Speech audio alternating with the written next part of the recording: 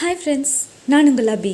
இன்றைக்கி இந்த வீடியோவில் நம்ம ரொம்பவே உதிரியாக ஒன்றோட ஒன்று ஒட்டாமல் சந்தகை ரொம்ப சூப்பராக நம்ம வீட்டில் எப்படி செய்யுதுன்னு பார்த்துடலாங்க. இது பார்த்திங்கனாலே தெரியும், அந்தளவுக்கு சூப்பராக வந்துருந்துச்சு. இது செய்கிறது ரொம்பவே சுலபம் தாங்க. ஒரு 4 டம்ளர் அளவுக்கு இட்லி அரிசி எடுத்துருந்தேன். அது குருணையாக இருந்தாலும் சரி, இல்லை நார்மல் இட்லி அரிசியாக இருந்தாலும் சரி, அதை எடுத்து ஊற வச்சுட்டு அது ஊறினதுக்கப்புறமா நல்லா அரைச்சி எடுத்துக்கோங்க.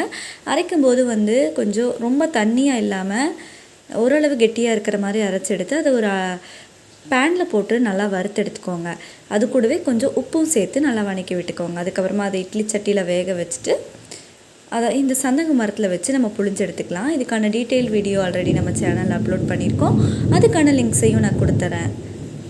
இப்போ வாங்க இதை எப்படி தாளிக்கிறது அப்படின்னு பார்த்தலாம். இந்த மாதிரி நீங்கள் சந்தகை வறுக்கும்போது நமக்கு கல்யாண வீடுகள் எல்லாம் கிடைக்கிற மாதிரி டேஸ்ட் அப்படியே இருக்குங்க.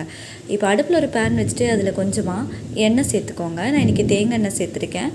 கூடவே கொஞ்சமாக கடுகு விட்டுட்டு 1 ஸ்பூன் அளவுக்கு உளுத்தப்பருப்பு சேர்த்துக்கோங்க. கடலைப்பருப்பு இருந்துச்சுன்னா அது கூட கொஞ்சம் சேர்த்து விட்டுக்கோங்க.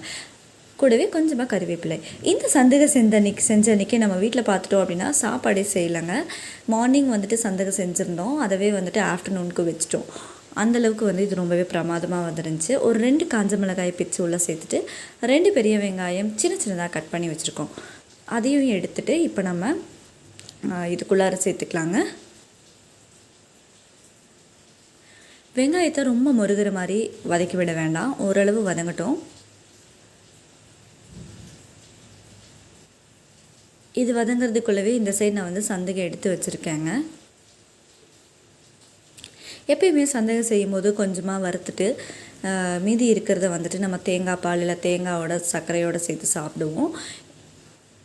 அதுக்கு தனியாக கொஞ்சம் எடுத்து வச்சுருந்தேன். இப்போ நம்ம கட் பண்ணி வச்சுருக்கிற தக்காளி பழத்தோட சேர்த்துக்கலாம். நல்லா பழுத்த தக்காளி பழமாக எடுத்துக்கோங்க. அதில் ஒரு 6 தக்காளி பழத்தை நான் உள்ளே சேர்த்துருக்கேன். கூடவே கொஞ்சமாக உப்பு சேர்த்துட்டு நல்லா வதக்கி விடுங்க. இது கூட கொஞ்சமாக மிளகாய்த்தூள் சேர்த்துக்கோங்க காரத்துக்கு ஏற்ற மாதிரி. கூடவே கரம் மசாலா ஒரு 1/2 ஸ்பூன் சேர்த்துக்கலாம். வேணும்னா ஒரு பிஞ்ச் அளவுக்கு நீங்கள் மஞ்சள் தூள் ஆட் பண்ணிக்கோங்க. இதெல்லாம் சேர்த்ததுக்கப்புறமா ஒரு கரண்டி வச்சுட்டு நல்லா மிக்ஸ் பண்ணி விட்டுக்கலாம். சந்தகைன்னு சொல்லும்போதே நம்ம வீட்டில் அடிக்கடி செய்ய மாட்டோங்க. எல்லார் வீட்லேயும் எப்போயாவது தான் செய்வோம். அப்படி நம்ம செய்யும்போது அதையும் இந்த மாதிரி நீங்கள் டேஸ்ட்டாக செஞ்சு பாருங்கள், ரொம்பவே நல்லாயிருக்கும்.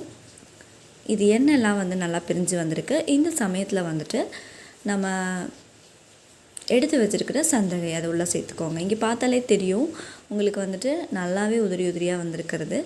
நான் இன்றைக்கி வேறு எந்த அரிசியுமே சேர்க்கலைங்க, இட்லி அரிசி மட்டும்தான் சேர்த்துருக்குறேன்.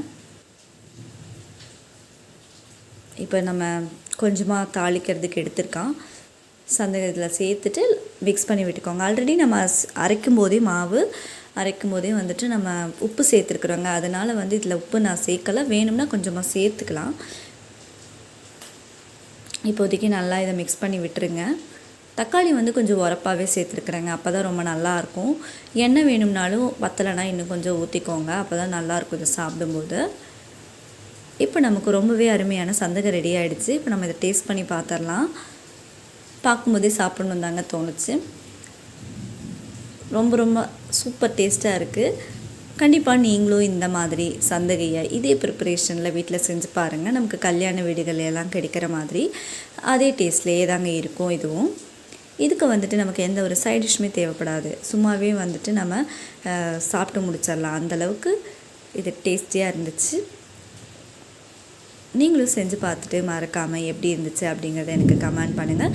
இன்னும் ஒரு புதுமையான ரெசிபியோட அடுத்த வீடியோவில் நான் உங்களை சந்திக்கிறேன். அதுவரை என்றும் இணைந்திருங்கள். நான் உங்கள் அபி.